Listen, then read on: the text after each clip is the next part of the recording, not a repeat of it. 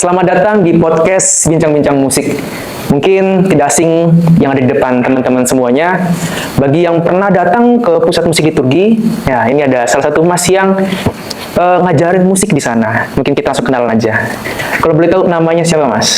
Oke, sebelumnya perkenalkan semuanya, nama saya Dionysius Immanuel Navasanjaya, biasa dipanggil Dion, atau ya mungkin akrabnya Mas Tompel. Oh, Mas Tompel. Iya, kalau di sana kita apa? Anak-anak itu sering manggil Mas Tompel, Mas Tompel. Iya. Mungkin lebih akrab itu karena udah dikenal, Mas ya. betul. Nah, kalau boleh tahu, Mas latar belakangnya bisa terjun di dunia musik itu sejak kapan, Mas? Kalau terjun ke dunia musik itu sebetulnya dari kecil. Dari kecil memang suka dengerin lagu, suka bikin lagu. Lama-kelamaan bakatnya disupport, akhirnya bisa masuk ke sekolah musik. Sekolah musik, lanjut kuliah musik, kemudian saat kuliah malah lebih tertarik tentang musik liturgi gitu. Oh, berarti emang dari dulu emang cinta musik dan melanjutkan studi musik lebih lanjut gitu, Mas ya? Iya, betul. Kalau boleh tahu studinya waktu itu ngambil apa di mana gitu, Mas? Kalau mulai studi musik itu dari SMM, Sekolah SMM. Menengah Musik, Iya. SMK 2 Kasihan, lalu lanjut ke ISI Yogyakarta. ISI Jogja di sana ngambil penciptaan musik. Iya.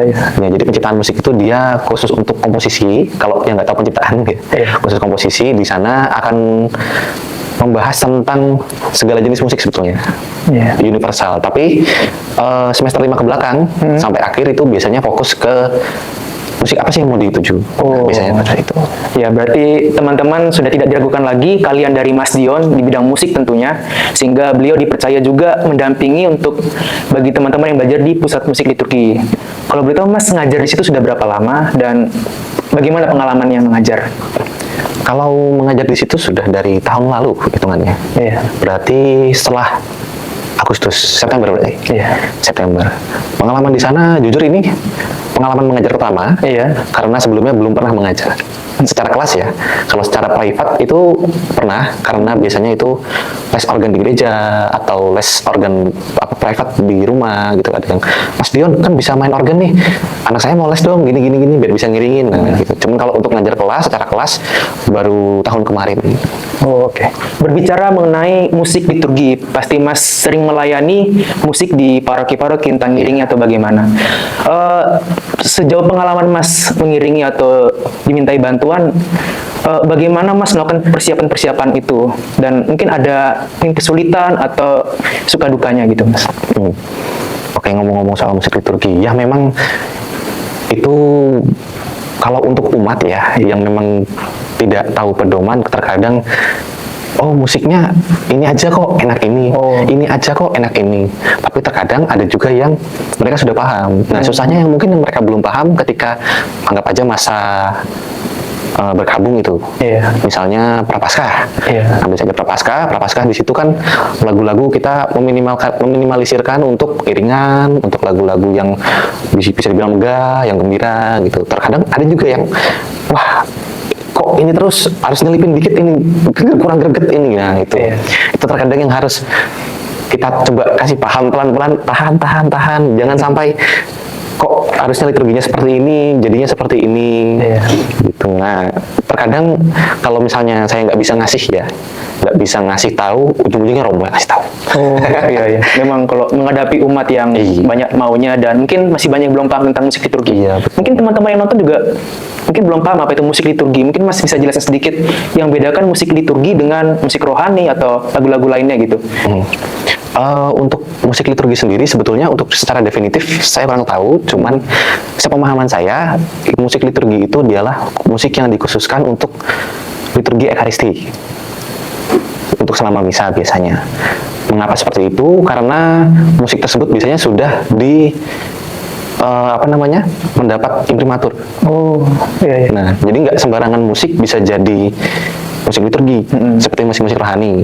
Iya. Nah, seperti ada beberapa komposer yang sempat membuat lagu itu ingin menjadikan musik liturgi, biasanya mengirimkan ke PML. Apakah musik ini bisa jadi musik liturgi? Nah, setelah diteliti, setelah dianalisa ulang, biasanya ada kekurangan-kekurangan. Nah, dari PML pasti harus revisi. Kalau tidak bisa dijadikan musik liturgi. Oh, Ya, bisa dibilang musik yang tepat khusus untuk mengiringi ibadah. iya. Gitu. Ya, jadi begitu teman-teman, bagaimana musik liturgi itu digunakan dan tidak sembarangan musik atau lagu untuk dipakai dalam liturgi, karena harus ada imprimaturnya tadi. Mungkin salah satu caranya kalau teman-teman menciptakan lagu untuk liturgi, bisa datang ke PML untuk bagaimana apakah lagu itu layak atau tidak. Mungkin tadi sudah pengalaman bersama umat melatih dan persiapan. Mungkin Mas Dion ada pengalaman ketika mengiringi atau di paroki, pengalaman dengan imam misalnya, kok lagunya nggak sesuai, terus bagaimana? Atau mungkin Mas ngiringin, imamnya malah nadanya nggak sesuai, terus imamnya marah dan lain-lain. Oke. Kalau dengan imam itu banyak ya sebetulnya. Tergantung siapa yang memimpin. Ada yang memang musikalitasnya bagus, ada yang ya bukan tidak bagus, tapi ada yang memang musikalitasnya tidak sebagus itu, tapi memang bisa nyanyi. Contohnya biasanya kalau kita kan sebelum mulai misa pasti konfirmasi dulu. Oh, Romo lagunya ini, kita nanti akan ini. Terus ada Romo yang oh iya, saya misalnya pas bapak kaminya atas petunjuk penyelamat kita, itu kan ada yang ngangkatin, ada yang romonya nggak mau ngangkatin karena saya nggak bisa nyanyi. Oh ya sudah. Terus di tengah-tengah yang romonya juga kadang ngeselin, ada juga. Apa tuh? Contohnya gini, anggap saja misalnya dikasih sol fa mi re do, agunglah misteri iman kita, misalnya gitu ya, di anamnesis. Ada yang romonya kayak tanani neno, agunglah misteri iman kita. Wah, ngejar lagi. Ya kadang kalau misalnya nggak kejar, aku langsung pakai transpus gitu. Ya, cuman ya yang penting ketika mengiringi, umat itu kan nggak tahu dapur ya bahasanya. Umat nggak tahu dapur, yang penting kita mengiringi, mereka merasa terbantu untuk berdoa, untuk mengarahkan hati kepada Tuhan, itu sudah cukup menurut saya. Jadi walaupun di belakangnya ada transpus apa segala macam yang minus-minus, ya mereka nggak tahu kok. Iya. Ya, jadi tadi sudah diceritakan banyak oleh Mas Dion bagaimana pengalaman bersama umat melatih dan pengalaman bersama imam juga. Ternyata banyak hal menarik yang mungkin nyebelin atau banyak hal. Mungkin sedikit Mas, untuk teman-teman yang ingin terjun di musik liturgi, mungkin banyak yang ingin melatih tapi kebingungan. Mungkin ada Mas ada pesan dan ya buat mereka semua agar mereka semangat dan terinspirasi. Oke, pesan ya. Terkadang memang musik liturgi itu ada bahasanya yang dikekang oleh orang-orang tua, orang-orang yang pahamnya, oh musik liturgi itu seperti ini. Iya. Ada betulnya juga, ada salahnya juga. Tapi yang pasti, kalau mau belajar dulu aja nggak apa-apa. Belajar salah. Ketika sudah berani salah, otomatis kita bakal tahu salahnya di mana dan akan memperbaiki. Ya, kalau bisa bahasa gaulnya modal nekat. Gitu. Iya.